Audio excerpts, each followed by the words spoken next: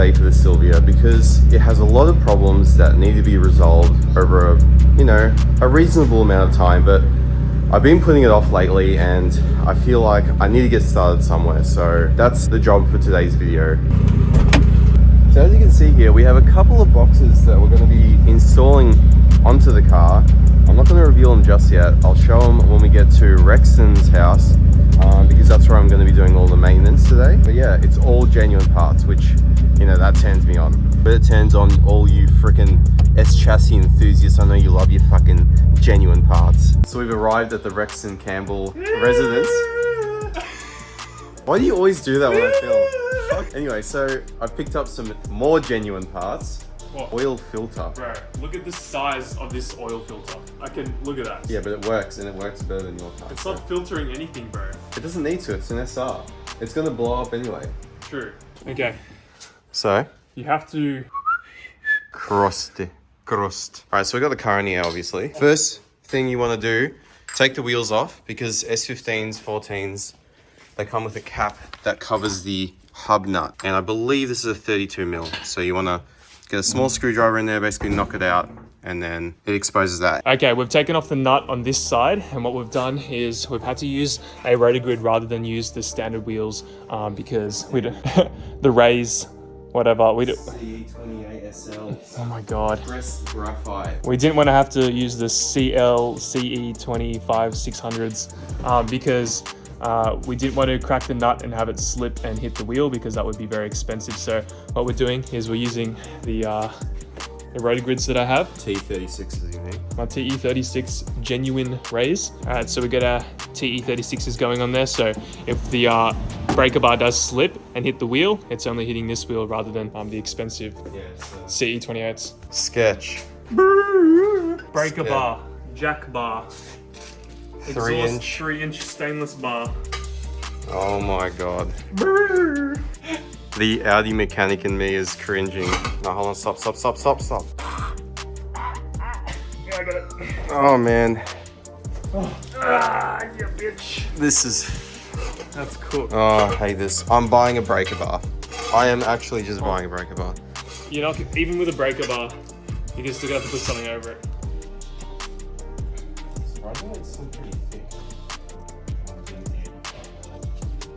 Alright, so Rexon, predictions? Is it going to be a bitch to get off? Dude, probably. It's a wheel bearing. Usually they're seized on. So I've been neglecting this car for a while in terms of maintenance items. Figured today's a good day to get started. So part number one. Surprisingly, I was on EFI Solutions and they sell brand new center console lids. If you guys know anything about S14s or 15s, you'll know that they're absolutely crap. Like they're terrible. They're a terrible design. Much like a lot of things in these cars. So let me demonstrate. So you might look at this center console lid and you'll go, what's wrong with it? It looks fine. There's no scratches really on it or anything. But if you open it, oh no. Oh no. Oh no. And there you go. The hinge breaks here. You notice that the screws are still in, but the center console lid is over there, which is not ideal. So we're going to throw a new one on. It was only $100 surprisingly, which is pretty cheap for S15 prices. Moving on, we're going to do a service on this as well because it's been about 2,500 Ks. I can't exactly remember because my trip has been reset that many times. Penrite 10/10, of course, because it's on ethanol. And we have genuine, that's right, genuine wheel bearings. So we have two of them, because my front right is noisy and because I have extended studs on the front axle of my car. So I've got, as you can see here, I've had to get open-ended lug nuts so they go all the way through and they're all rusted and they look like shit. I have to get two new wheel bearings with normal length studs because I don't actually need extended studs. It had wheel spacers on before, but I don't ever plan on running wheel spacers, so get rid of those. Nut off. Bruh. No way. Nissan. What? Nissan. That's bullshit, man. Nissan. So That's crazy. Another shitbox has arrived. Locklane Campbell.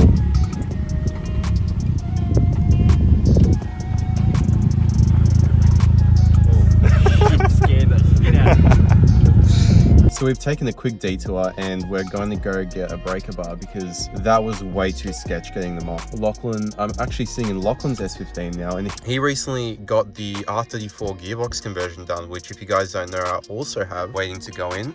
So it's an Alpha Omega racing kit which bolts onto the R34 transmission, and it's, I mean, his shifter boot's a bit jank, but it's in the factory position. So it literally, you can see, like, it literally looks exactly like where it's supposed to be, as if Nissan intended it there. So I'm really excited to get mine in. We also both have Nismo twin discs, and I don't know how, but they are completely silent. Oh, Lachlan, you clown, you left the windows down.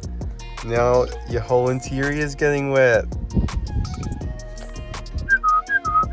So it's the next day now, and eat my words when I say that that was only a 1 hour install. It actually took around 7 hours because I broke 3 breaker bars. But nevertheless, the car's done. So unfortunately I can't show you guys the wheel bearings for obvious reasons, but the caps are on. The noise was definitely fixed. It was this wheel bearing, so it was making a really loud noise, and it was actually starting to wobble when we took it off. So luckily I replaced it. Oil change is done, and I did end up installing the new center console as well.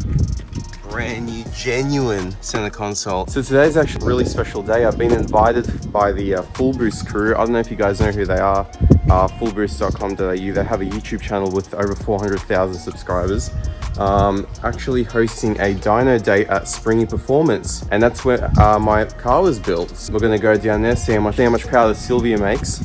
Hopefully it makes 280, I'm hoping, because that's what it made before, and it would be a bit of a shame if it made less, but it is what it is. We have Meticulous over here just giving his van a really quick wash. We gave the Silvia a wash as well. We don't want it to look like crap on their video. So as you can see, we gave it Matt's premium exterior wash and a little bit of detailing under the bonnet as well. Now I do realize that the caps are still really rusty. I've ran out of time yesterday to paint them, but when I do end up fixing steering rack and the power steering pump and stuff like that, I will probably replace the tie rods and all that, so I'll be in that vicinity anyway. So I'll end up pulling those caps off, painting them professionally. Well, professionally I'll be doing them, but yeah, don't worry, I haven't forgotten about that.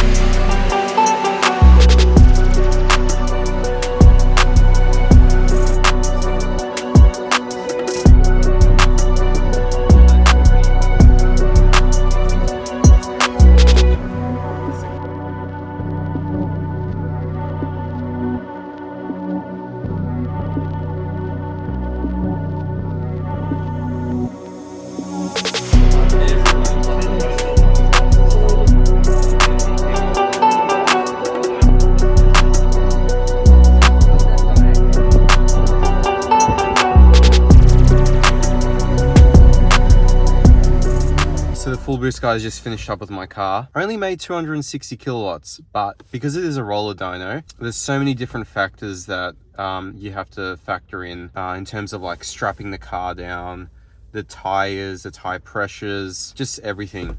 So the results are never going to be the same, but it did make 260 wheel kilowatts. And I know that it doesn't really matter how much power you're making. It matters about how much fun and how it feels. And this car definitely feels a lot quicker than 260 kilowatt.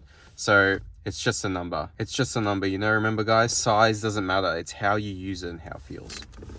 I want to give a massive thank you to Luke, Geordie and Baz for having me at the fullBOOST event. I really enjoyed it. It was a really good experience. Even though my car didn't make as much power as I wanted it to, it doesn't really matter at the end of the day. Like I said in the video, it matters about how the car makes you feel. But the whole point of these fullBOOST dyno days, you know, isn't to have the most powerful car. It's just to have a bunch of good people gather around and appreciate some really nice cars. So I think they pulled it off really well. I'm hoping to come back when my car's making more power. That would be ideal, but if not, I'll definitely attend some future events. And as always, there's a new video every week. Thank you so much for watching. I'll see you in the next one.